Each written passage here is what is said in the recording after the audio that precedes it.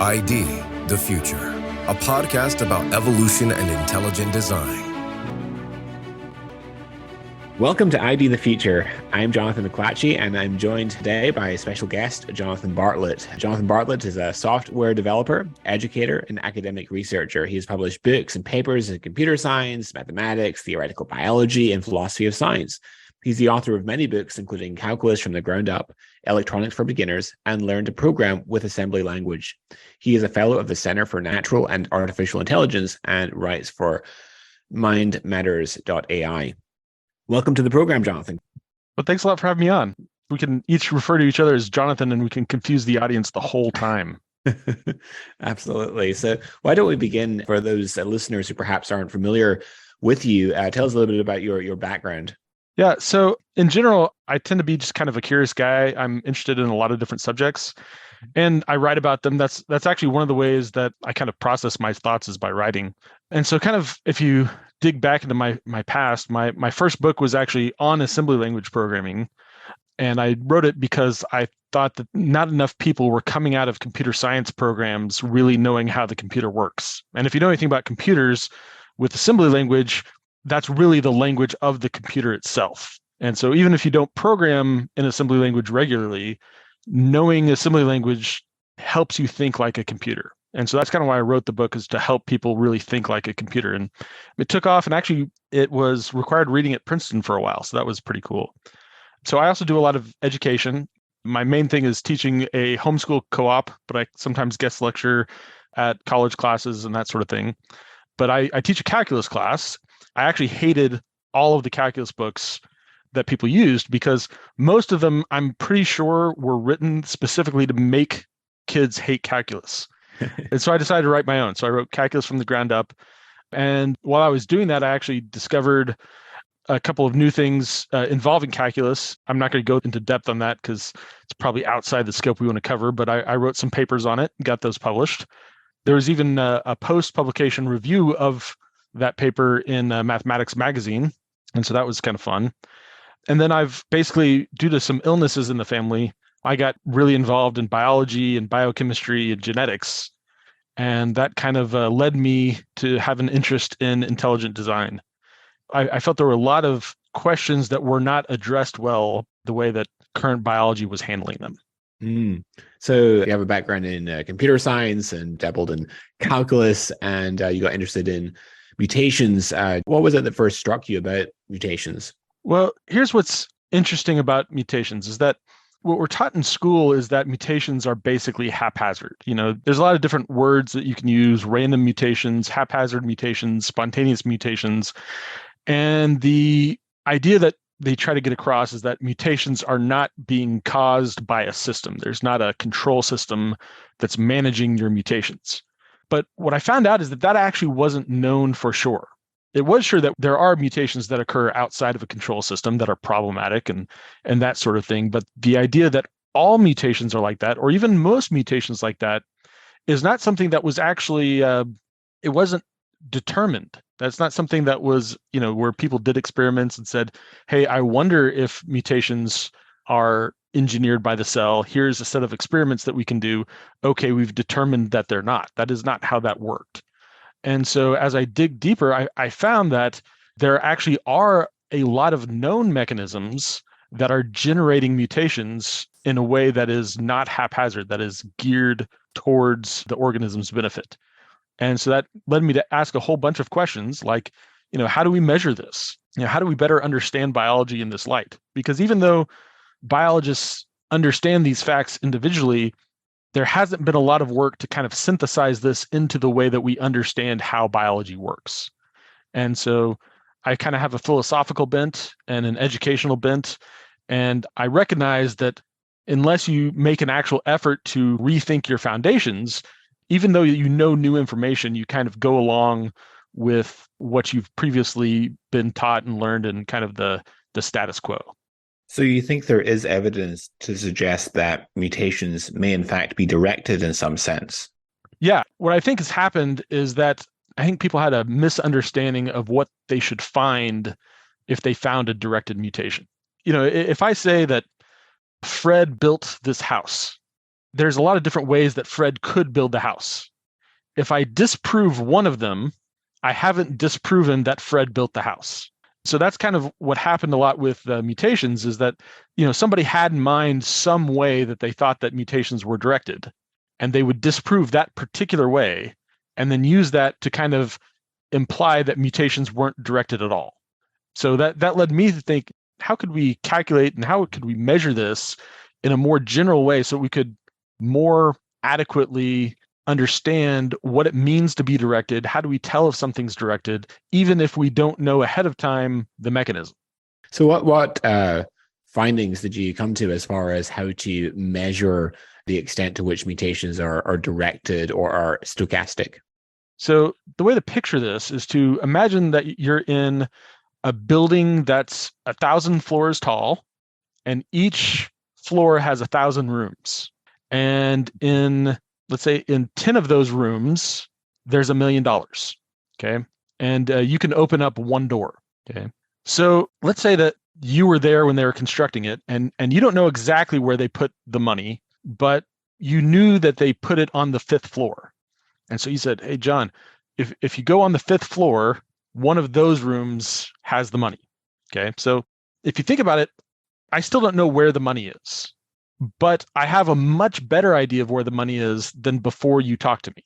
So if you think about the abstract space of where the money could be stashed, there were 1 million possibilities, but after you talked to me, I've narrowed it down to 1,000.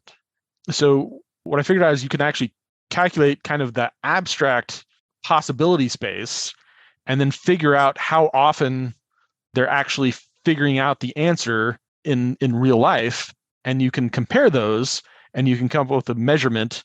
It's called active information that tells you how much information did they give you. Because what happens is someone will say, okay, well, this isn't directed because most of the mutations aren't giving you benefit. But again, if you go to the example that I just gave, even though you told me what floor it's on, most of the choices that I would make on that floor are still wrong, right? The money's only in 10 of them, but there's 1,000 to check. So 99 times out of 100, I'll be opening the wrong door. But I have a lot more direction than I did beforehand. So you can measure the amount of direction that gives. There's a metric called active information, and it was originally developed by Bob Marks and William Dembski. They had used it to measure the amount of information that programmers put in computer evolution. So you can say, how much did the original programmers add to this algorithm to help them find their goal? And I realized that if we view organisms as directing their own mutation, we can apply that same idea to biology. You have to adapt it a little bit because you don't have quite the ability to manipulate things in biology as you do in software. But nonetheless, you can use the same basic idea of comparing the abstract search space and how frequently solutions are found there versus the actual searches that organisms do. So you basically are saying that there's a constraint or a bias on what mutations are going to take place in an organism, and that is a design feature of living organisms. Yes, and I want to separate out two types of biases, because one objection that a lot of people put forward is that, well, of course we know that mutations are biased. Nobody thinks that they're uniform random, and that's true. The question is the bias towards something, right? So, for example, if, again, going back to our example of the money behind the doors, if you didn't know where the money was stashed and you told me that it was on the 5th floor, well, I might be searching in the entire wrong area. And in fact, there might not be any money where you told me if you didn't know something yourself about the search space. And so you can have biases. So there's a difference between just being a biochemical bias and being a bias that tends toward function, because there's nothing a priori that would tell us that a biochemical bias should have function. So if a biochemical bias is giving us function, then that's a result that requires a reason. And so that's something that has to be explained and understood. What implications do you think this idea has for the plausibility of evolution to explain and give an account of the complexity and designoid features of living organisms without the need for interventions along the way by special divine fiat or something like that? So it kind of depends on what the definition of evolution you're using, because to some extent, it actually makes the possibility of some type of evolution more likely. You could say the organism might be pre-coded with specific features that allow it to diversify in certain ways at certain times. And there's not really a limit to how much biological complexity could be outworked in that way. On the other hand, it greatly diminishes the evidence for Darwinian evolution, because basically what we're saying is when you actually look at the mutations that we do see, the ones that give benefit are tending to be the ones that have an informational advantage already. And so once you recognize that, well, if you don't have an informational advantage, then even the things that most people will willingly attribute to Darwinism today, a lot of those are even unlikely to occur without having that informational advantage. So we hear a lot of theistic evolutionists talking about front-loaded evolution. Do you think that this sort of scenario is compatible with that perspective? It depends on what they mean by front-loaded. There's some people who say front-loaded, and they're indicating just the laws of physics. Front-loading in the laws of physics, I don't think is workable because the laws of physics don't generate informational complexity. I mean, we'd have to find radically different laws of physics to do that. If by front-loading, there's actually a metaphor that I often use with people, and that is if you imagine, people don't do this a lot anymore, but back when I was growing up, we would install operating systems on computers from a CD. You'd insert the CD, and the CD would be onto an empty hard drive, and it would generate an entire operating system with thousands of programs. In that case, what you have is the CD is a single program. You could think of it as a common ancestor. And when you load it in, it generates thousands of different programs. But what it doesn't do that by random mutation and natural selection. It does that because it has specific information guiding where it goes. So a front-loaded evolution that was highly specific, that had lots of information at the beginning, I think is something that is at least much more plausibly workable than the standard Darwinian story. Now, I think there's a lot of problems with that as well, but nonetheless, I think from an information standpoint, it doesn't violate information theory. And so that's largely what I look at academically, is whether or not various scenarios are basically trying to get information for free. Makes sense. Do you have any particular examples of directed mutations in the literature? Yeah, there's several. Some of them are kind of technical. The one that's easiest to describe isn't evolutionary, but I hope it presents a good example. So everybody knows that you have antibodies that when you get sick, they find the antigens, they latch onto them, and they signal the immune system to come and take care of them. Well, your antibodies, if you get an antigen that your body's never seen before, that it doesn't have any antibodies for, well, what happens? Well, your body actually will mutate to generate a new one. But it doesn't just generally mutate and hope for the best. It focuses on antibody genes, and not only the whole gene, because there's basically two parts of an antibody gene. There's the part that sticks onto the antigen, and there's the part that signals the immune system. If you mutate the part that signals the immune system, that doesn't help you, because then it can't tell the immune system that it found one. The only place where mutations make sense is in the part that sticks. And it turns out that almost all the mutations that occur are on the part that sticks. So it's not any gene, it's on the antibody gene, and not any part of the antibody gene, it's the part of it that sticks to the antigen. Plus, it has a mechanism to say, hey, I need mutations, and hey, I'm done looking. So these are not random mutations in the sense that we're used to talking about. These are highly directed mutations. Now, within that small set of mutations, they are randomized, at least to some degree. It very much seems that way, at least. And I don't think that's a problem because you've skipped over billions and billions of base pairs and you're focusing on like 500. So you're decreasing your search space by gobs and gobs of exponents. So basically, it's directing you where to go. So that's kind of the easy one. It's not evolutionary because those generated genes aren't passed on to your offspring, but it demonstrates the concept that your body actually does know how to mutate certain genes. Absolutely. And one objection I can hear people potentially saying is, well, if mutations are directed, why are so few of them beneficial, right? But 75% of all mutations are selectively neutral. They're neither here nor there in terms of the organism's fitness. And then if the remaining 25% of genetic mutations, the vast majority of those are deleterious. They're harmful to the organism's fitness, and they're sifted out by purifying selection.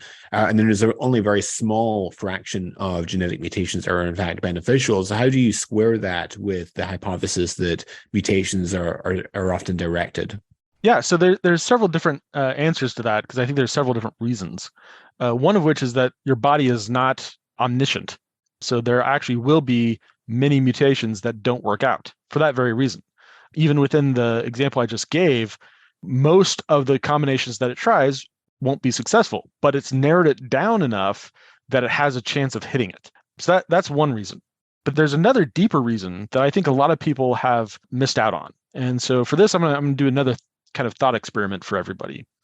And that is, imagine that you have an organism that only has one gene.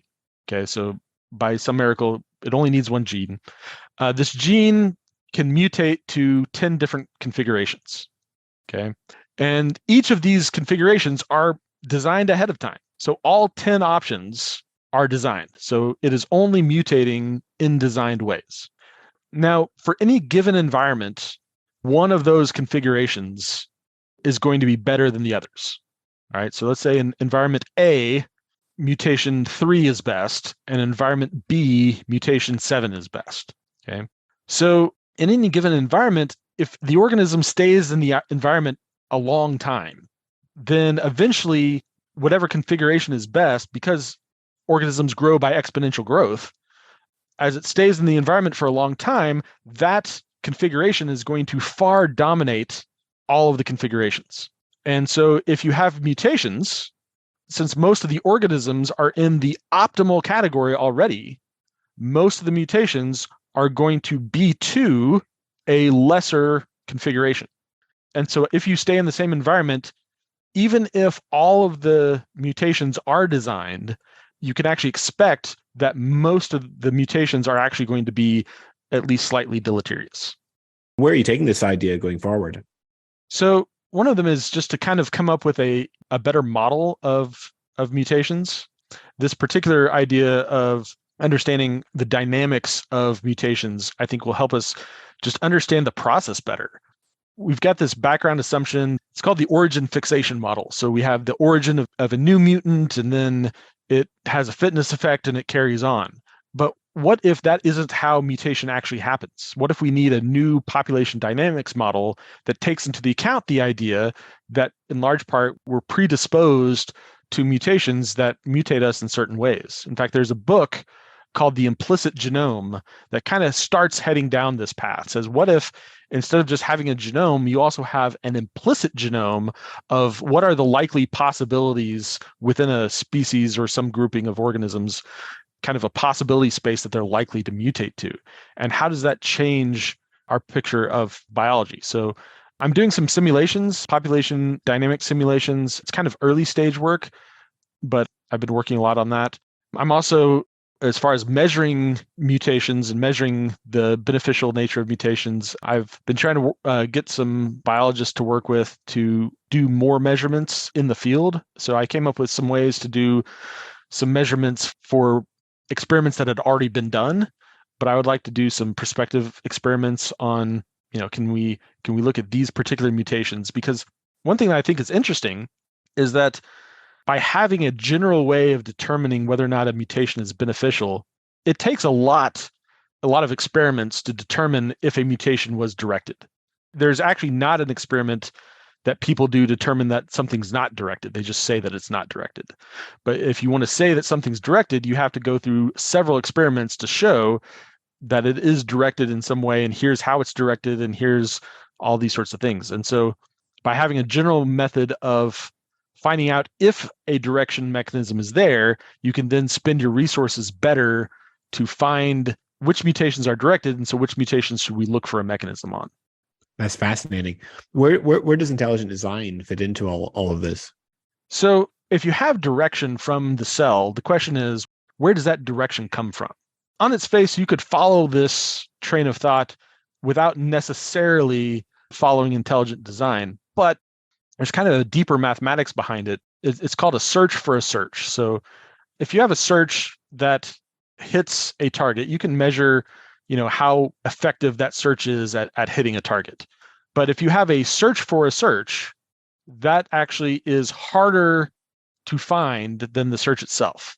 And so mathematically, some people have said, well, we have these mutational mechanisms, but although these mutational mechanisms help us find better mutations now, well, in the past, those mutations came from random mutation and natural selection.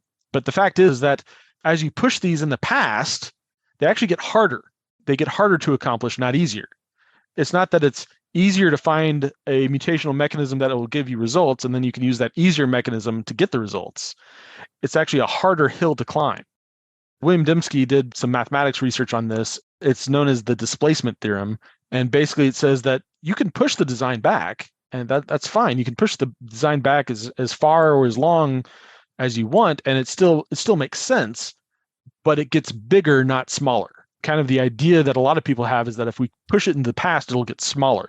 And that's not the case at all. So do you have any publications or any resources that you'd recommend for people to go to read up more on your work on the subject? Yeah, so I've published 2 papers with biocomplexity. So one of them is called Evolutionary Teleonomy as a Unifying Principle for the Extended Evolutionary Synthesis. And that's kind of a mouthful, but kind of to break it down, what that means is evolutionary teleonomy. Teleonomy is when something works according to a purpose because of a code. So evolutionary teleonomy is understanding evolution as going towards a purpose because of a code. And basically, I'm talking about how it would be useful. There's a new outlook on evolutionary theory called the extended evolutionary synthesis. The extended evolutionary synthesis is meant to be kind of a replacement for Darwinian evolution, which is known as the modern synthesis. But the problem is that nobody in the extended synthesis has really laid down what are the claims, what are the core principles of the extended synthesis. And what I did is I went through kind of what the extended synthesis talks about, and I showed how this idea of directed evolution kind of speaks to most of the things that the extended synthesis is claiming. The other one is measuring active information in biological systems. And that's where I go through the mathematics of how you measure the directedness of mutations. I show some examples, both kind of theoretical examples and some actual practical examples in biology. I came up with one that was not previously known to be directed. There's still not been an experiment to show, what the mechanism is, but I was able to show that mathematically it sure looks like there's direction happening there. So those are my 2 major papers. I'm also working on a mutation dynamics simulator. It's called the Implicit Genome Simulator, and it's on GitHub. So if somebody wants to, you can find that pretty easily on GitHub by searching for Implicit Genome Simulator. And so those are kind of the main places to start with my work. And you also have a video lecture on this subject. Yes, as well. I've posted a lot of videos. I have a kind of my own research I do under the auspices of the Blythe Institute. And we've got a YouTube channel, youtube.com/Blythe Institute. There's not an E on Blythe. Yeah, youtube.com/Blythe Institute. And it has a lot of video lectures on a variety of topics, actually, but a lot of it focused on directed mutations. For our listeners who aren't familiar with the Blythe Institute, could you give us a brief summary of what that's about and what its goals are? So our journal is Communications of the Blythe Institute, and we publish things that we find interesting. It's a peer-reviewed journal, and we've been cited in a number of different journals. We've been cited in Science Robotics, been cited in BMC Biology, Biocomplexity, Journal of Mind and Behavior, and a couple other ones. So anyway, so it's a very small journal, but I think we have an outsized impact for the amount of man hours that have gone into it. Excellent. Well, check out the Blythe Institute and Jonathan's video output on YouTube, as well as his academic papers on directed mutations. But thanks so much, Jonathan, for coming on ID the Future. It's great to have a conversation with you. I'm Jonathan McClatchy for ID the Future. Thanks again for listening. Visit us at idthefuture.com and intelligentdesign.org. This program is copyright Discovery Institute and recorded by its Center for Science and Culture.